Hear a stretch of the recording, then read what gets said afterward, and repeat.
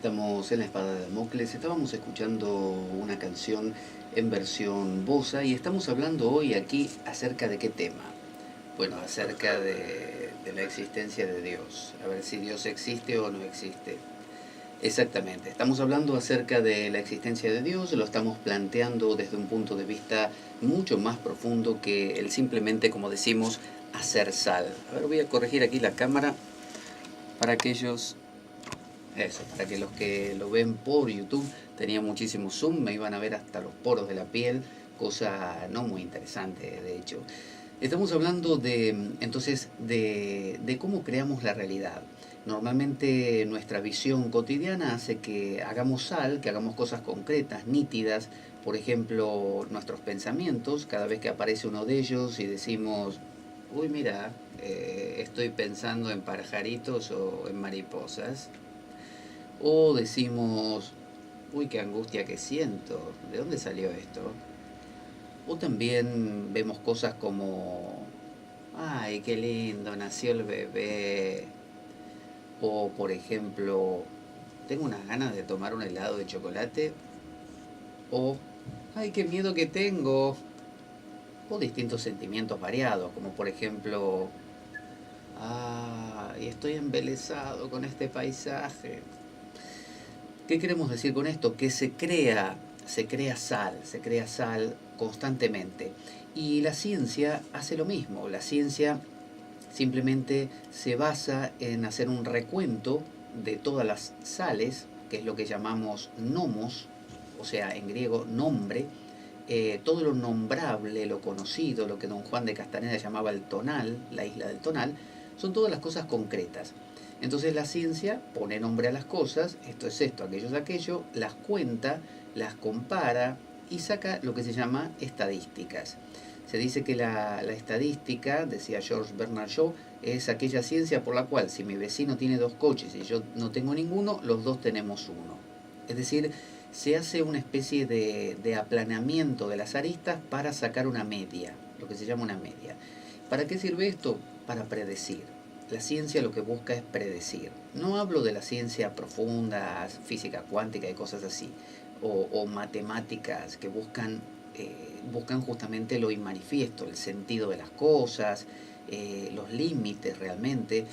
La ciencia en general lo que busca son estadísticas, busca poder predecir si va a llover, poder predecir si va a venir un terremoto, poder predecir cómo se va a comportar cierto líquido o cierto sólido para que después lo utilicen como una pieza, no sé, de un móvil, lo que fuera. Eso es la predicción. Y para esta predicción hace falta la repetición. La ciencia ve repetirse, no sé, una ola que rompe en la costa y empieza a observarla y saca la conclusión de que, bueno, hay mareas, hay corrientes que producen ritmos en las olas y que vienen en series y luego se calma y después vuelven a venir. Entonces, de esa manera, observando y tomando nota, puedes llegar a sacar la conclusión de que, bueno, cada cierta cantidad de tiempo pasa tal cosa. Y eso es muy práctico.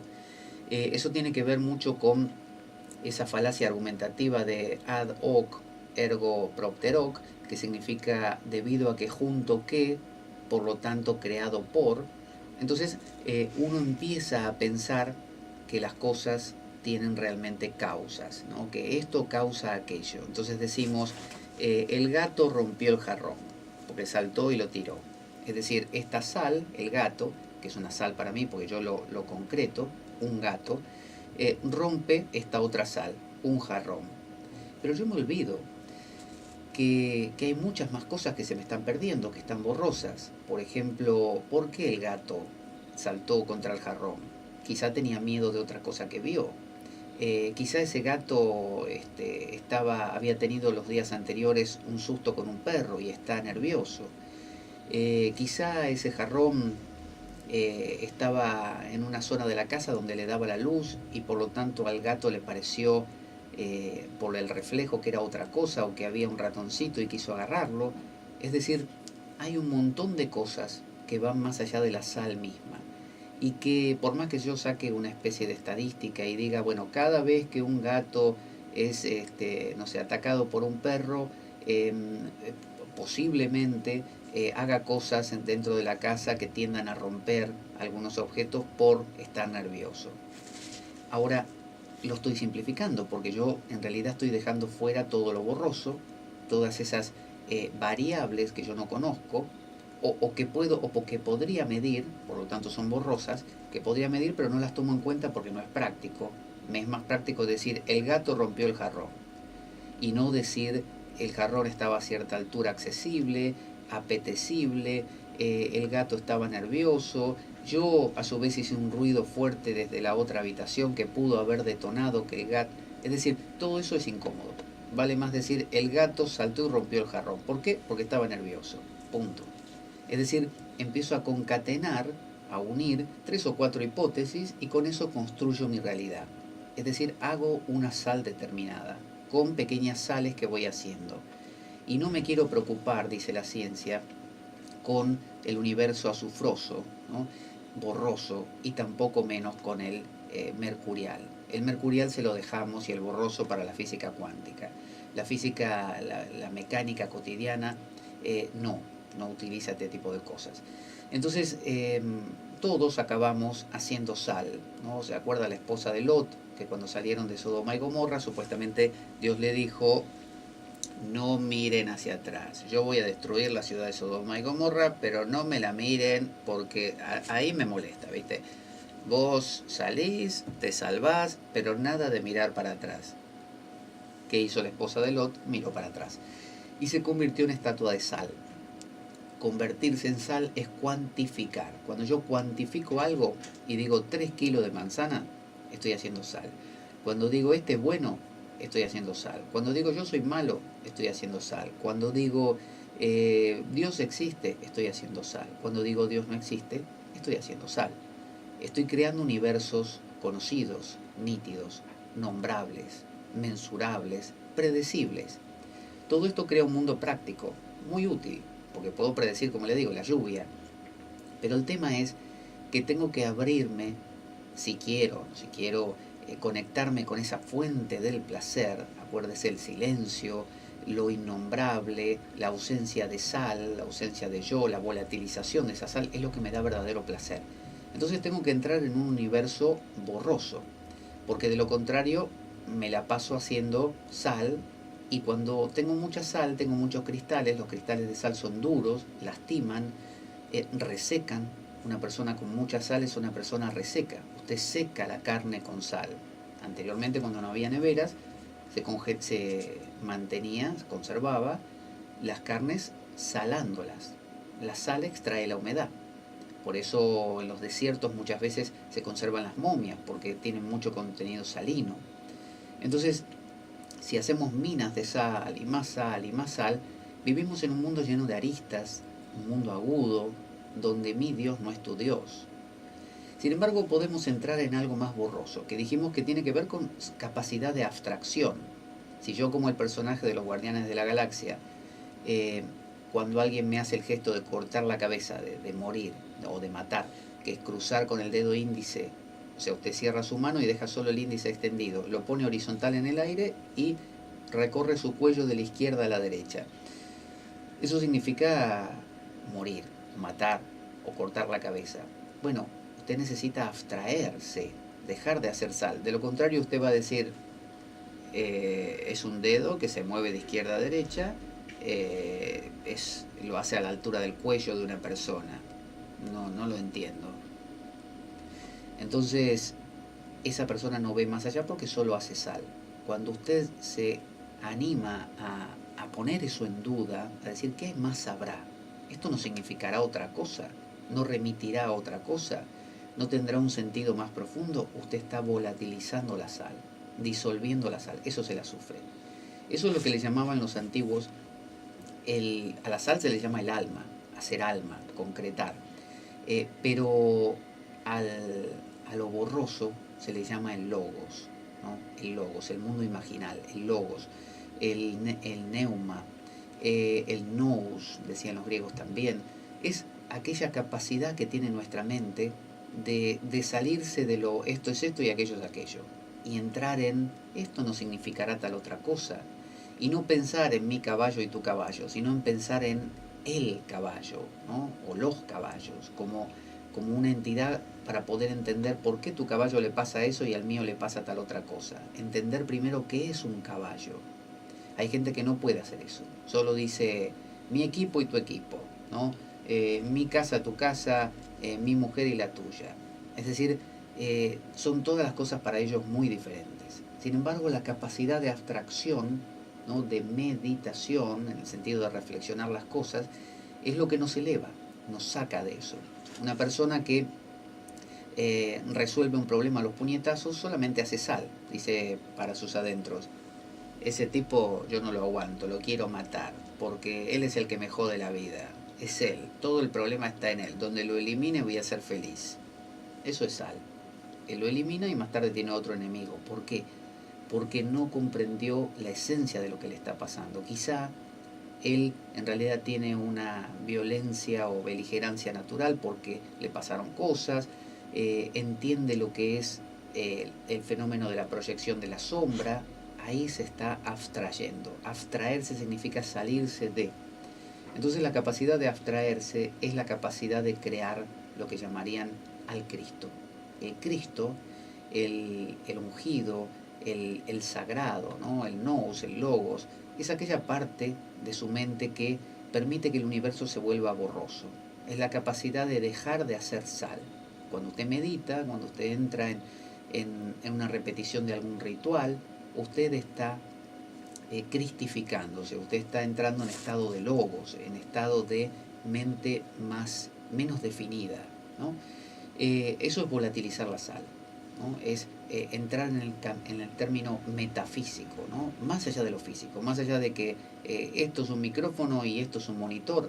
Bueno, entrar en un mundo donde uno dice, ¿qué es un micrófono? Bueno, es un amplificador de sonido. ¿Qué es el sonido? ¿Por qué queremos amplificar el sonido? ¿Para qué lo hacemos? ¿No? ¿Y qué sería amplificar? Llegar más lejos. ¿Por qué queremos llegar más lejos? Es decir, cuando usted hace todo ese recorrido, usted está abstrayéndose. De decir, esto es un micrófono y sirve para producir sonido. Punto.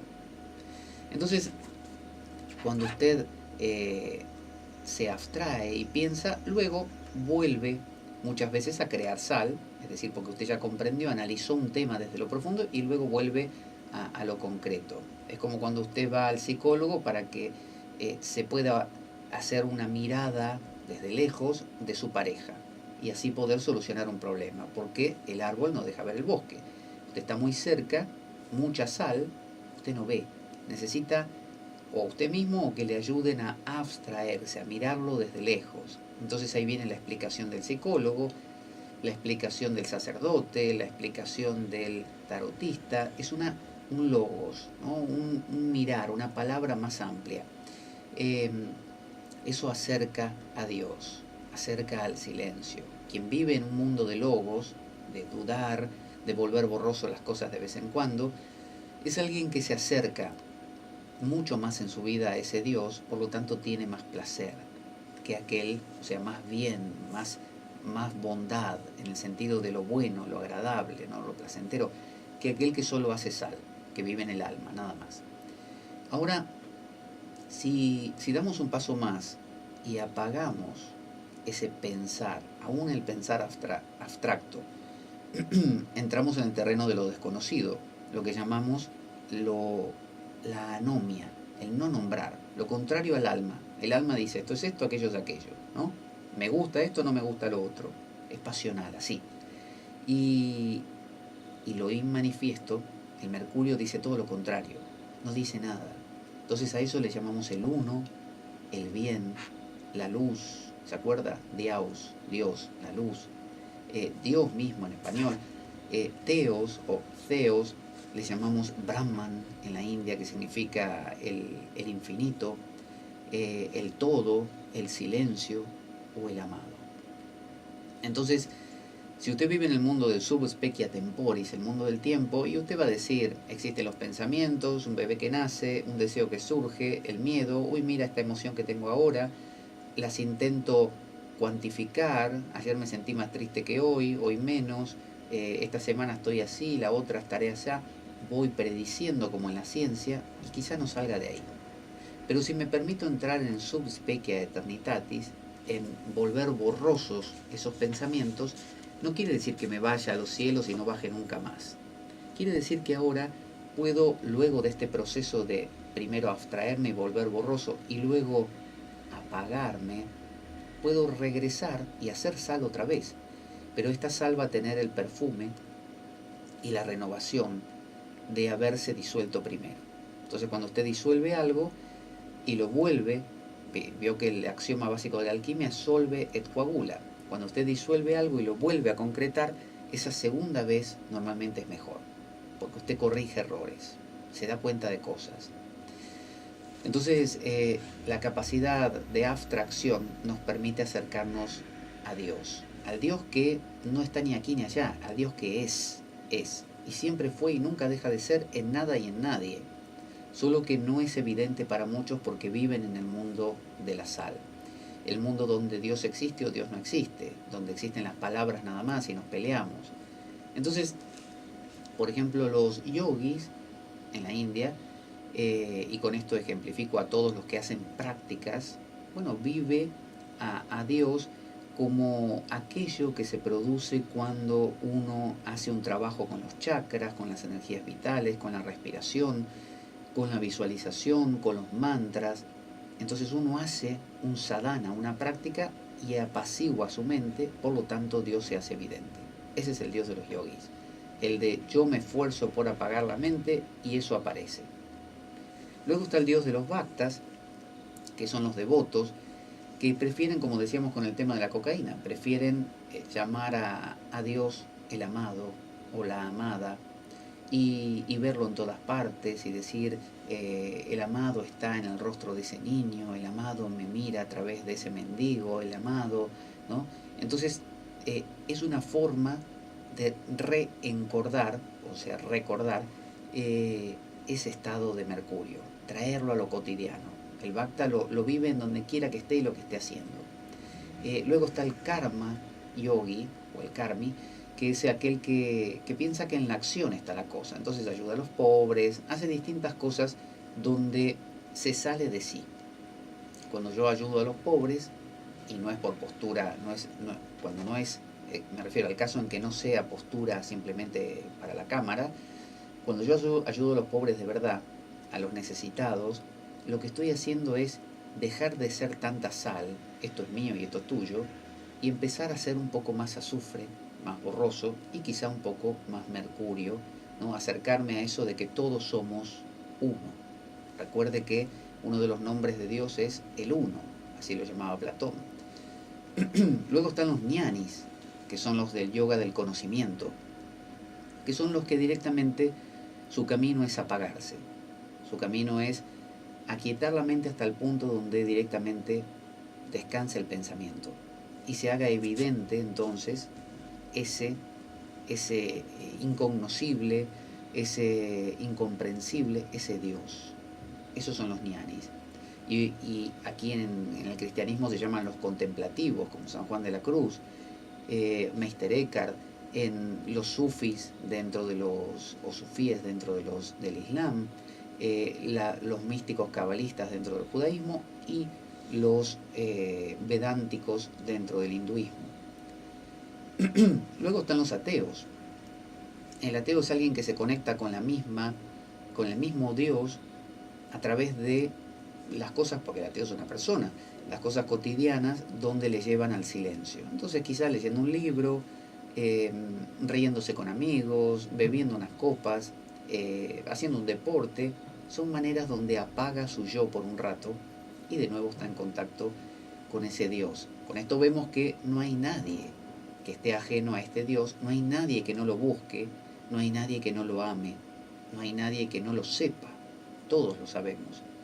Entonces, ahí empezamos a jugar y decimos, bueno, Dios puede ser un drama universal. Dios es como un juego de las escondidas, que aparece, desaparece, se muestra y a veces no, porque yo medito y a veces me encuentro como en el estado mercurial y otras veces no, otras veces apenas estoy en el azufral y otras veces estoy en plena sal, ¿viste? Así que Dios juega a las escondidas conmigo. ¿Está mal plantearlo así? Es simplemente jugar, a inventarse una historia, en lugar de decir así duramente, no, Dios es ese silencio de la meditación, cuando se apaga el pensar. Bueno, en lugar de eso decir, mira, Dios se esconde. ¿Por qué? Porque a veces yo me siento a meditar y puedo estar en un estado de mercurio, otras veces no, de azufre, y otras veces soy un lío de sal y no salgo de la sal. Entonces puedo jugar y decir, bueno, Dios se esconde de mí. Alguien diría, no, no se está escondiendo. ¿Cómo que se está escondiendo? Si no es una persona. No importa, pero puedo jugar que es una persona. Y entonces puedo jugar desde mi sala a decir, por favor, Dios, hoy muéstrate, revélate a mí. Está mal decir así. Es decir, uno sigue jugando. Y así puede crear una Biblia entera, donde haya oraciones y plegarias, donde uno le diga a Dios, Dios, concédeme tal cosa, Dios, aparécete, o revélate, o muéstrate. También podemos entender a Dios como un gran regente, como un padre, porque en el Tao Te Ching se dice que el Tao es el padre de todo, o la madre de todo. Es decir, ese silencio, ese desconocimiento, eso desconocido, como la nube del no saber, eso no sabido, ¿no? La anomia, lo no nombrable, lo es todo. Porque lo nombrable es esto o aquello. Yo digo, no sé, el micrófono, la silla, la mesa. Pero ¿qué es lo no nombrable? Y bueno, es todo, todo lo demás, pero no es todo lo demás porque no son cosas. Es lo que todavía no se nombró. Por lo tanto, es infinitamente eterno, grande, trascendental, inmanente. Todo lo que uno pueda pensar lo es. Entonces, ese gran regente es como un padre. Es como el padre de todas las cosas. Todos mis pensamientos vienen del silencio. Entonces es el bien supremo porque es lo que todos buscan, es el uno porque no tiene divisiones, ¿no? Lo desconocido no tiene forma, no tiene, por eso es infinito. Puede ser ella, uno puede decir, bueno, es la gran madre, la madre divina. La puedo pintar en un cuadro, puedo hacerme una estatua, puedo decir que es otra persona y hacer el amor con ella, como se hacía antiguamente en las escuelas mistéricas, como las etairas en los templos griegos, o en el tantra hindú, que se diviniza a la otra persona. Puedo entender, gracias a ese silencio, el tiempo, es decir, la sal, el tiempo, 1 minuto, 2 minutos, eso es sal, ahora, después, son diferencias. Eso existe gracias a el no tiempo. Es decir, ¿cómo sé yo que algo se mueve? Porque hay otra cosa detrás que se mueve menos. ¿Y cómo sé que esa cosa que se mueve menos se está moviendo? Porque hay otra detrás que se mueve menos todavía. ¿Y hay algo que esté quieto del todo? No lo sé. Pero digamos que siempre hay algo que se mueve menos, si no, no me daría cuenta que una cosa se está moviendo. Entonces, el tiempo, el transcurrir del tiempo, existe para nosotros gracias a que hay un no tiempo, una no diferenciación. ¿Qué es el no tiempo? Son aquellas cosas que no he medido. Al no medirlo, no existen en el tiempo. No me quiero meter mucho en eso porque implicaría un desarrollo, pero sería ese no tiempo Dios. Entonces, Dios también es la justicia cósmica porque puedo entender, esto pasa porque Dios quiso, ¿no? Porque Dios lo quiere así. Con esto lo que quiero decir traducido es, no tengo ni idea por qué Dios hizo que muriera este niño pequeño, no tengo ni idea por qué hizo que este sea un genio y este un tonto, no lo sé. Por lo tanto, imagino desde mi sal que debe haber algún tipo de equilibrio, alguna razón de las cosas, ¿no? Desde mi sal, ¿no? Es decir, desde la sal uno tiende a creer o a pensar que aquello que no es sal, ¿no? Que es volátil, es sólido, y no lo es. Pero bueno, de la misma manera que uno dice ella, él, el amado, la amada, la justicia de Dios, son atribuciones que se le dan para que podamos hacerlo sal, para que podamos hablar de ello, para que podamos integrarlo a la vida salina cotidiana. También lo podemos ver como el demonio. Cuando vemos las cosas que no nos gustan que ocurran, decimos que fue el demonio, ¿no? El demonio metió la cola, ¿no? Cuando tengo un pensamiento, ¿no? Me aparece, empieza al principio borroso, azufre, y después se hace sal, y aparece. ¿De dónde viene? Bueno, viene, o sea, su génesis es lo incognoscible, es decir, el mercurio, de ahí viene. Entonces, ese pensamiento, si es magnífico, digo, es un pensamiento divino. Ahora, si es un pensamiento, no sé, lascivo, y yo no quiero ser lascivo, es el demonio que metió la cola. Es decir, lo personifico, lo hago sal. Y así también puedo crear dioses, puedo crear muchos, los avatares de Vishnu, los 10 avatares, puedo crear un libro sagrado entero. Entonces, hablar con Dios, con ese Dios que se crea, de nuevo es un recordar. Acuérdese, reencordar, volver a conectarse con ese estado. Eso es hablar con Dios. Es la oración como apaciguamiento del pensamiento también, no solamente como reencordar, sino como apaciguar, y por lo tanto la mente se vuelve azufrosa y finalmente se vuelve mercurial. Por eso es que no podemos negar a Dios. A estas alturas de esta explicación ya sabemos que Dios es un hecho, pero no un hecho porque sería sal, es justamente una intuición que tenemos y que es un estado que se manifiesta, ¿no?, en algunas ocasiones, cuando disminuye el pensar.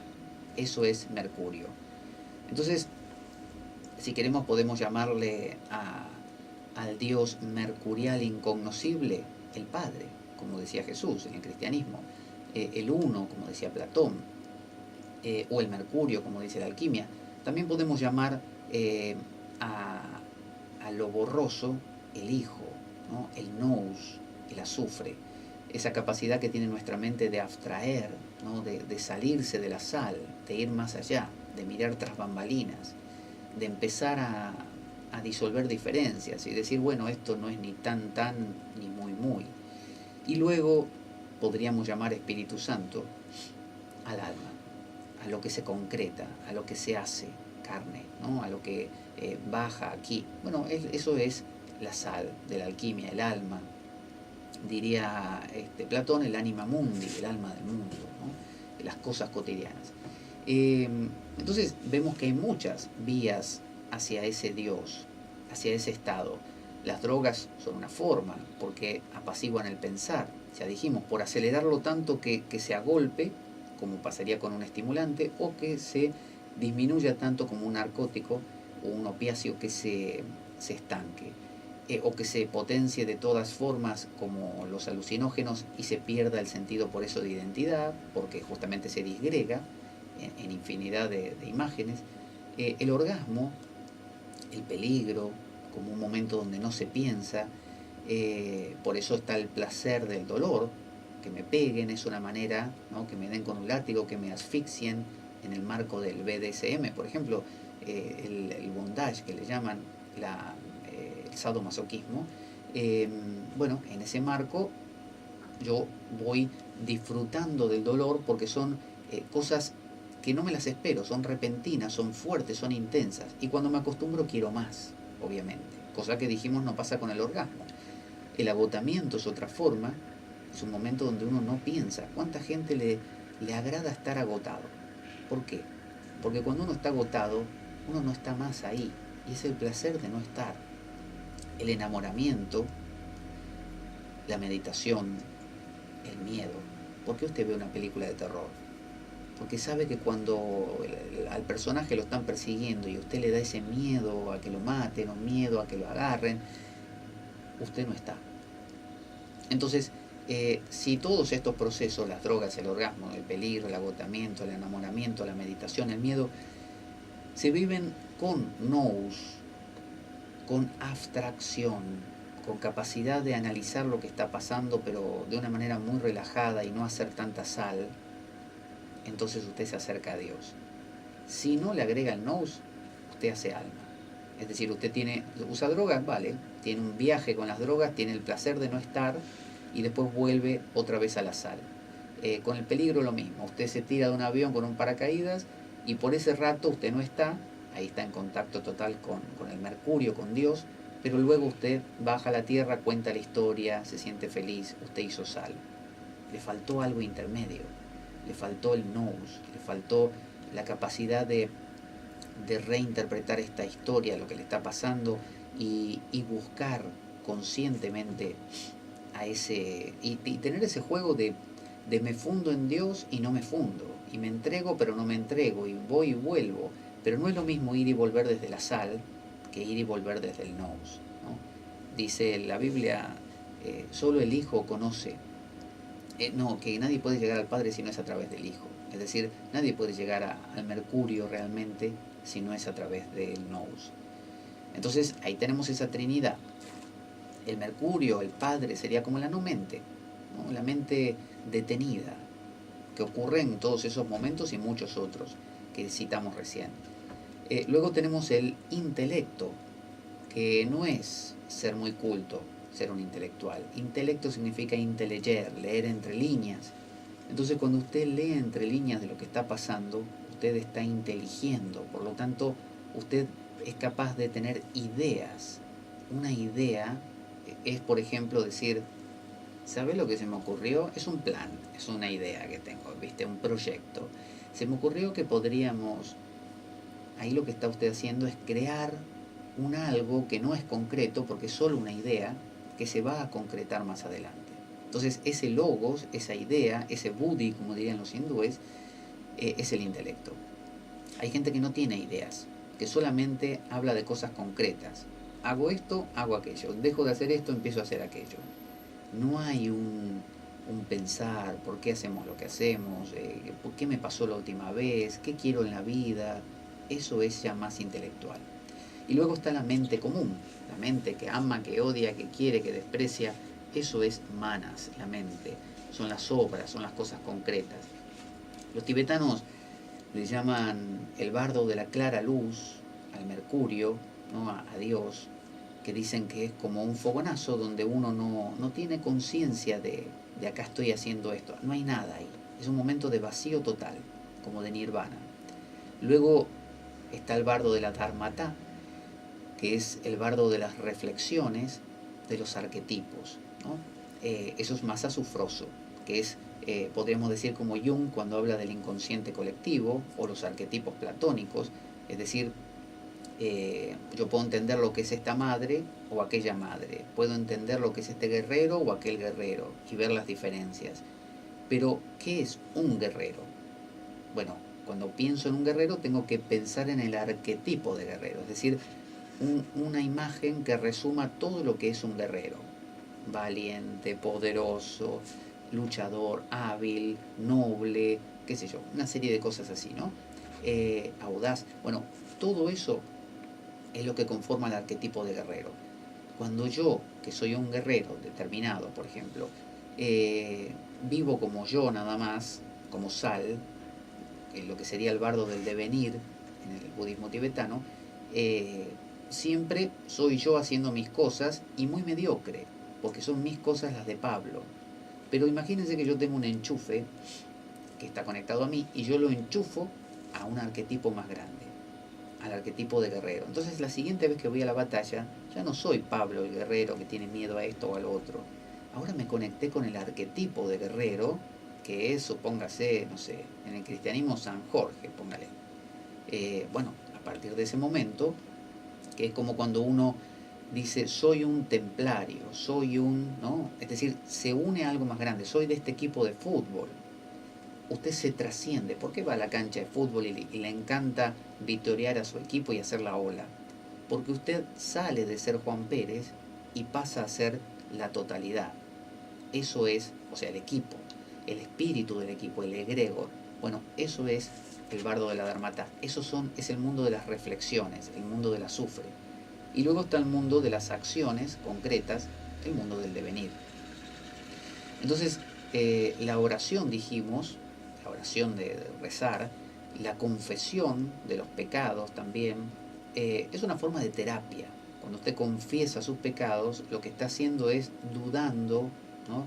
Revisando, reflexionando, o sea, utilizando el nous, haciendo azufre, volatilizando la sal. Usted tiene un pecado, por ejemplo, sí, me masturbé la semana pasada. Y cuando usted lo cuenta, diciendo que se arrepiente y una serie de cosas, y le dan la absolución, usted se queda tranquilo de que esa sal, llamada pecado de masturbación, se convierte en azufre. Es decir, se convierte a través del perdón en una posibilidad de que la siguiente vez usted haga otra cosa, por ejemplo, ¿no? Aunque haga la misma, da igual. Entonces, la terapia, la confesión, terapia psicológica, la meditación reflexiva, son todas formas de purgar el alma. ¿Qué es purgar el alma? Destilar el nous. ¿Qué es destilar el nous? Volatilizar la sal. Si usted tiene, no sé, cometió un acto dañino para otro y usted lo tiene ahí atragantado, usted está tragando su sal y salándose y secándose día a día. Pero un día va y le cuenta a un amigo, una amiga le dice, mira, tengo algo que contarte, ¿sabés lo que hice? Bueno, mira, la otra vez cuando estaba con... Y usted le cuenta, y cuando le cuenta, todo se relativiza porque el otro o la otra le da una mirada distinta, es decir, volatiliza su sal y le dice el otro, no, pero Pedro, no te preocupes, eso que hiciste, ¿sabes qué? Vos lo hiciste de corazón, te salió mal, bueno, salió mal, hay cosas que salen mal, no pasa nada, la vida sigue, Pedro, hasta luego. Es decir, esa otra persona le acaba de volatilizar la sal, le purgó el alma. Entonces, un pecado es sal, ¿no? Es hacer sal. Si usted disuelve los pecados, el que perdona los pecados es Jesús. El que perdona los pecados es el Logos, es el azufre que volatiliza la sal, destila el nous. Entonces, cuando usted disuelve la sal, se convierte en nous. Y cuando usted disuelve finalmente hasta eso, el nous, acuérdense que el nous, la sal es la mente nítida, esto es esto, aquello es aquello. El nous ya es el intelecto, es lo imaginal, son las ideas, todo esto de replantear las cosas, reflexionarlas. Cuando usted va más allá y disuelve el nous, usted llega al uno, llega al Padre, llega a Dios, pero no llega como usted. Es como la muñeca de sal que fue a medir la profundidad del océano y al hacerlo se disolvió.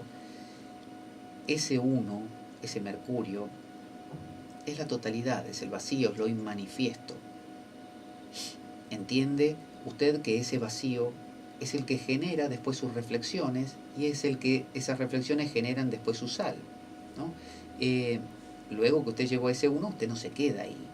Es raro la persona que se quede para siempre y muera, porque moriría físicamente, porque no tiene sal, no tiene cuerpo, no tiene alma. Entonces, ¿qué hace usted? Usted vuelve a coagular, vuelve a generar un nous, después de estar un rato ausente, empieza a empezar a estar presente, los primeros atisbos, borrosos, y luego realmente coagula una sal. Y usted dice, ah, qué buena meditación que tuve, ¿eh? Es como que por un momento me fui. Ese es el manifiesto, el mercurio, el Padre, Dios. Y luego, bueno, había momentos que había algunos pensamientos así, pero no podría decir que eran pensamientos, era una cosa muy sutil. Iba y volvía, iba entre el Padre y el Hijo, entre el nous, algunos pensamientos que empezaban a aparecer, y el uno. Pero bueno, después ya los pensamientos se hicieron más concretos y ya como que salí de ese estado y era yo otra vez. Ahí hizo sal, otra vez. Pero bueno, fíjese, usted disolvió la sal, la convirtió en azufre, disolvió el azufre, lo convirtió en mercurio y luego regresó. Convirtió el mercurio en azufre y el azufre en sal. ¿Qué logra con este proceso? Mejorar, refinar. Y es el proceso alquímico. Disuelve y coagula. Solve et coagula. Solve et coagula. Entonces, el yo, el alma, se disuelve en ese vacío, en ese Dios, para después regresar. Y se disuelve gracias, dijimos, al nous, gracias a Jesús, gracias al Hijo, gracias a la segunda hipóstasis, a la segunda persona. Entonces vemos hasta ahora que es irrefutable, ese Dios es una realidad, pero no el Dios del creyente de iglesia o el Dios negado del ateo. Eso es simplemente sal. Y la sal, claro que puede enfrentarse a otra sal porque tiene forma, son cristales. Entonces, algunos dicen, bueno, Dios no existe, solo existe la causa y el efecto. ¿Vio esa frase? Dios no existe, solo la causa y el efecto. Es decir, ¿para qué hace falta la hipótesis de Dios? Si podemos explicarlo todo con causas y efectos. Es decir, esto quiere decir que como no tenemos ni idea por qué en este momento estoy pensando lo que pienso, o qué voy a pensar dentro de un rato, o por qué me agarró una angustia y al rato me agarró una alegría que me envolvió, ¿por qué? No lo sé. Entonces, como no lo sé, hago lo que hago, como expliqué con lo del gato y el jarrón. Me invento una concatenación de eventos que parezca que tenga mucha coherencia. Entonces explico todo lo que existe, no necesitando de ese silencio, ni siquiera de ese azufre, de eso borroso. Simplemente me remito a la sal. Entonces, como la ciencia, empiezo a decir, esto ocurre porque antes ocurrió otra cosa o al mismo tiempo ocurrió tal otra, por lo tanto, entonces solemos vivir ahí, en la sal. Muy raramente en el mundo de los arquetipos, que es el mundo del azufre, eh, y mucho menos en el mundo, tocar el mundo del Padre, solamente cuando dormimos o en el orgasmo o en un peligro eventual que nos ocurra, pero nunca lo buscamos deliberadamente, con cabeza, con nous, ¿no? Entonces podríamos llamar a ese Dios la causa de todas las cosas, porque todos los pensamientos que existen, todos los sonidos que existen, todo lo que vemos, lo que oímos, todo emerge de algún sitio y ese sitio es lo desconocido. Emerge en forma de algo que empieza a hacerse un poquito uniforme, eso es el azufre, y finalmente se vuelve concreto y decimos, este pensamiento, esta idea, esta cosa. Entonces, normalmente el mundo nítido, la sal, es lo único que vemos, porque es lo concreto. El mundo borroso está y no está. La gente que es más sutil, que aprende a mirar eso, el que de repente se mete en el mundo de la psicología o de la teología, bueno, aprende a mirar las causas, ¿no? Aprende a entender los porqués de las cosas tras bambalinas. Eso es borroso, pero todavía es visible, es como el rabillo de su ojo. Ahora lo inmanifiesto no se ve. Sería como si lo nítido, la sal, fuera el estado sólido, el azufre, el estado líquido, es decir, que la cosa se mueve mucho más, y el estado gaseoso correspondería al Padre, al mercurio, algo que en cualquier momento hace un poquito de frío y se licúa, se vuelve líquido, y después hace un poco más de frío y se convierte en un sólido, en la sal otra vez. Entonces ya lo comparamos también con lo consciente, que es la sal, lo subconsciente, que es el azufre, que en la alquimia también le llaman el león verde, mientras que a la sal se le llama en la alquimia el hombre o la mujer mineral, metálicos, ¿no? Muy protegidos por su armadura negra, también mineral, y son gente que normalmente no quieren salir de ello. Por lo tanto, como digo, un día son Richard Dawkins, el príncipe de los científicos, o Stephen Hawking, y otro día son el pastor Jimmy Swaggart, ¿no? Y van rotando, porque en realidad la sal un día cuaja así, un día cuaja así, da igual. Mientras que aquel que se anima con el león verde, que se anima a preguntarse por las esencias, las causas, qué habrá más allá, ¿no? Por las metafísicas, es el que hace azufre. Y el azufre disuelve la sal. Y eso obviamente es fuerte, no es cualquier cosa. Y eso lleva a querer ir más allá todavía, como dice el mantra budista, Gate, Gate, Parasam Gate, Bodhi Swaha. Más allá, mucho más allá, supremamente más allá, la liberación, Swaha, el soltar. Entonces, ese Swaha es el Padre. Ese Gate, Gate, es el Gate, esa es la sal, la común, más allá, dentro de las cosas comunes. Pero el otro, cuando dice muy más allá, supremamente más allá, ya se refiere al azufre que quiere dar un salto, al hijo que lleva al Padre, ¿no? Al Cristo que tiene que despertar o no, y eso lleva al mundo inmanifiesto, que corresponde justamente a eso trascendente. Entonces, el proceso de la alquimia, el proceso del solvet coagula, es el despertar del azufre. Eso es lo que busca la alquimia, despertar el azufre para que se forme el revis blanco y luego el revis rojo, que sería un tema largo de explicar ahora. Pero decimos entonces que Dios representa lo que tenemos a nuestras espaldas, lo que no vemos, a todo nivel, me refiero a las espaldas, lo no recordado, cuando usted no se acuerda de algunas cosas, vio que otras las tiene borrosas, son el azufre, y otras las tiene concretas, son la sal. Lo inconsciente, lo oculto o el sueño profundo. Si yo niego a Dios, a este Dios del que estoy hablando, sería un tonto. Yo no puedo negar el sueño profundo, no puedo negar que la mente se apaga o baja tanto su velocidad que prácticamente no está en sueño profundo. No puedo negar que hay cosas ocultas, que no las veo. De hecho, si hay algo debajo de esta mesa no lo estoy viendo, está oculto. No puedo negar que hay cosas inconscientes, de las cuales yo no soy consciente, porque mi conciencia tiene límites. No puedo negar que hay cosas no recordadas, no puedo negar que hay cosas a mis espaldas, ¿no? Entonces, vemos así que siempre hay algo, como dijimos antes, para notar que las cosas se mueven, que existen básicamente, yo tengo que contrastarlas con otra cosa.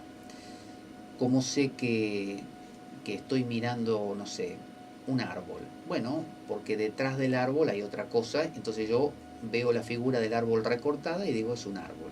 Entonces, yo puedo mirar una manzana y me doy cuenta que está ahí porque se recorta contra un árbol, ¿no? Un árbol que la contiene. Luego veo el árbol y me doy cuenta que es un árbol porque lo veo recortado contra una otra cosa más grande que es la montaña que tengo de fondo. Y luego me doy cuenta que eso es una montaña porque la veo recortada contra el cielo donde están las nubes y el sol. Pero si yo me pregunto, las nubes, el cielo y el sol, que es lo más grande, la sal más grande que pueda crear en tamaño, ¿contra qué se recorta? Bueno, se recorta contra la conciencia. Es decir, ese cielo usted lo ve porque usted lo está contrastando con algo que no es. Es decir, yo veo algo porque sé que hay otras cosas que no veo. Entonces puedo saber que estoy viendo algo porque conozco otras cosas o no conozco otras cosas que son no algo. Quizás es medio enrevesado esto, pero eso es lo que lleva a pensar cuando uno hace el procedimiento del azufre, ¿no? Volatilizar la sal, preguntarse las cosas, cuestionárselas, poner en duda, volver borroso, usted empieza a darse cuenta que detrás de hay más, metafísica, más allá de lo físico. Entonces usted descubre finalmente que hay un algo, que usted lo llama conciencia, Dios, el Padre, el Mercurio, lo desconocido, lo inmanifiesto, lo que usted quiera, que usted no conoce y no va a conocer nunca, porque no lo puede ni concebir siquiera, no lo puede imaginar, pero sabe que está, porque usted está viendo que detrás de toda cosa hay un inmanifiesto, por lo tanto hay un gran inmanifiesto detrás de todas las otras cosas. Es una cuestión de analogía, o simplemente de intuición si usted quiere. Usted intuye que hay cosas que usted desconoce, ¿no? En lo pequeño, mucho más evidente, en lo grande lo puede intuir por su propia existencia. Por ejemplo, la muerte. La muerte es un desaparecer completo. Usted sabe que existe la muerte. ¿Cómo sabe? Si nunca le pasó. Bueno, sabe porque lo ven los demás, sabe porque ve que todas las cosas tienen finales, entonces usted sabe que a usted le va a tocar. Porque alguien podría decir, haciendo sal y siendo muy concreto, ¿y cómo sabes que te va a tocar a vos? ¿Y si vos no morís? ¿Cómo que me voy a morir? No sé, porque si se muere toda la gente no quiere decir que vos te mueras, quizá tu caso es distinto. Sí, pero escúchame, no hay que ser tonto. Si nosotros vamos haciendo como una estadística, a mí también me tiene que tocar, es un hecho científico. Bueno, sí, en ese sentido tenés razón. Entonces, uno tiende a sacar estas analogías, estas conclusiones, y a intuir que existe un desaparecer, ya que uno en la pequeña muerte del dormir uno desaparece, en la gran muerte del morir uno desaparecerá por completo y será el placer supremo. El placer supremo, pero no, recuerde, no en el momento, porque estar con Dios no es en sí mismo un placer porque es un desaparecer. Usted no puede disfrutar de algo donde no está. Usted necesita estar como un contraste. Entonces, para que usted disfrute, usted tiene que salir de ese estado y decir, qué agradable fue, ¿no? Ya sea como azufre o ya como sal, qué agradable fue. ¿Cuándo ocurre eso con la muerte? Bueno, cuando usted vuelve a aparecer, lo que le llaman la reencarnación. que no quiere decir que reaparezca fulano de tal, quiere decir que la vida vuelve, y la vida vuelve a tener esa sensación de ¿quién soy? ¿No? Qué contraste entre lo que vivencio y cosas que no vivencio, y vuelve a aparecer todo el asunto. Entonces, el Dios euclidiano o cartesiano, ¿se acuerda de Descartes? No es más que sal.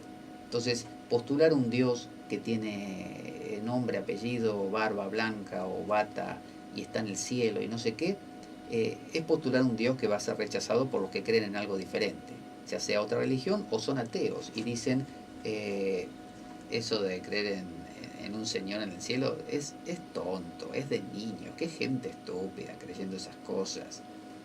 Una cosa es tan sal como la otra, así que no salen del mismo círculo vicioso. Si uno quiere salir de ello, tiene que entrar en el mundo del azufre o en el mundo del mercurio, que es acercarse a esos momentos de la vida con nous, con conciencia, con entendimiento de lo que está pasando, con una interpretación de lo que ocurre, una interpretación relajada, azufrosa, no salina, porque si no lo único que está haciendo es volverse un erudito, de lo que está ocurriendo, para que así usted pueda en cada regreso traer algo, o cambiar algo, o refinar algo. Visita interior a terre, rectificando invenies occultum lapidem. Visita el interior de la tierra y rectificando, o sea, refinando, encontrarás la piedra filosofal. Entonces, yo creo que mofarse de la Biblia por sus figuras, estas, Moisés, Jesús multiplicando los panes, o reviviendo a Lázaro, es como mofarse de Blancanieves, por ejemplo, porque sus personajes o los hechos que están presentes resultan graciosos o exagerados, como que haya enanos, qué sé yo, o una, no sé, mariposa que hable en Alicia en el País de las Maravillas, y uno decir, eso de Alicia en el País de las Maravillas, qué gente estúpida, ¿cómo van a creer que una oruga va a fumar? Qué tontos que son. Esa persona, la que afirma esto, con el perdón de Silvando Silva, no pasa nada, es una persona salina. ¿Cómo va a tener, es decir, tiene el poco vuelo intelectual como para creer que una oruga que fuma es una falsedad estúpida y no es digna de ver, y no puede entender que es una representación, una alegoría, un algo que representa otra cosa, aunque no se vea en la naturaleza? Entonces, la capacidad de abstracción, de alegoría, de interpretación, es lo que nos da ese vuelo azufroso y nos permite reírnos de nosotros mismos, de hecho, ¿no? Es el Hijo, el Cristo, y cristificarnos y llegar al mercurio para volver a cristificarnos y volver a aparecer como sal otra vez. Pero olvidar que es una alegoría y tomarlo como una realidad y creer que si dice esto la Biblia es porque esto va a pasar y el Corán dice otra cosa distinta, son luchas de sal. Y las luchas de sal siempre son saladas, siempre lastiman, siempre tienen aristas muy duras. En cambio el azufre volatiliza las cosas, disuelve, como se dice, las diferencias, ¿no? Disuelve las diferencias. Si usted tiene su sal y yo tengo mi sal, pero la metemos en agua y revolvemos, se disuelven todas esas diferencias. Y el mercurio es ese Dios o Espíritu Santo, esa trascendencia, ¿no? Donde no hay nombres, donde todo es paz. Entonces, bueno, fíjese, hemos hecho un recorrido largo explicando, mostrando que Dios es una realidad cotidiana para todos nosotros. Es lo más buscado que existe en nuestra vida, es lo que todos deseamos, ya sea que lo llamemos Dios, el uno, el bien, la paz, el amor, la tranquilidad, el nombre que uno le quiera dar. Y todo se basa en que si vivo haciendo sal y nada más, me pelearé con todo el mundo porque tendré puntos de vista muy rígidos. Si me animo a hacer un poco de azufre, voy a disolver esas sales y voy a poder elevarme en las alturas primero del pensamiento y luego cada vez más en esas meditaciones cada vez más sutiles, hasta que se disuelve ese pensar y solo queda el estado de silencio. Y ese estado de silencio es el mercurio. Eso es Dios. Y no hay nadie en este planeta que no desee eso. No hay nadie en este planeta que no desee, aún el acérrimo creador de sal, que tiene minas de sal y las cuida y todos los días saca más sal para tener decorada su casa llena de sal y sus parientes de sal, como Lot y su esposa, como la esposa de Lot básicamente. Bueno, aún esa persona añora el momento donde la sal se disuelva, aunque sea por un rato. Y si no puede, tiene que tomar un sedante por las noches para poder disolver finalmente esa sal y descansar. Entonces, el azufre es necesario porque volatiliza esa sal, disuelve las diferencias y nos lleva a lo que Don Juan llamaba el nahual. El nahual es, él decía, hay tres cosas, decía Don Juan: lo conocido, lo desconocido y lo que no se puede conocer, decía él. Entonces, lo conocido es la sal. Entonces, es la isla del tonal, le llamaba él. Todo lo que usted pueda nombrar es la sal. Entonces, si yo nombro un equipo de fútbol, usted nombra al contrario, nos peleamos. Eso es sal.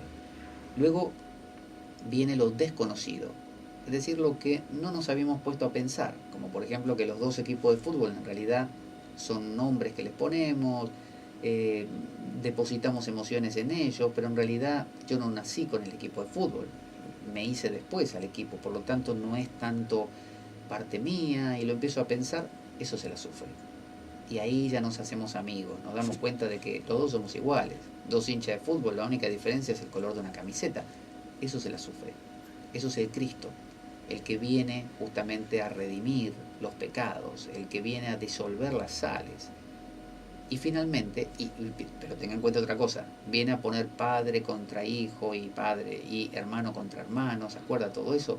Porque claro, cuando usted empieza a pensar así, a plantear estas cosas desde lo abstracto, desde lo grande, a entender que no era su vecino el que le hacía la vida imposible, sino que era usted, en realidad, que le da bronca a su vecino porque su vecino, no sé, progresó más que usted económicamente o lo que fuera, usted le da bronca y por eso lo odia. No era que el vecino era un maldito, era que usted era un alguien que tenía cierta sensibilidad en esa dirección, es decir, aprendió el tema de la proyección de la sombra, ¿no? Es decir, usted se conectó con el azufre, disolvió la sal, ya usted no cree que la ruina de su vida es su vecino, no, ahora usted se da cuenta que depende más de usted. Usted hizo azufre y disolvió la sal. Y finalmente, quizá usted pueda darse cuenta que su vecino, usted, los equipos de fútbol, todo comparten algo en común, que es el deseo básico. ¿Y cuál es ese deseo? Es el deseo de placer. ¿Y cuál es ese placer supremo, el bien supremo, el uno, el que aporta toda la paz y todo eso? Dios.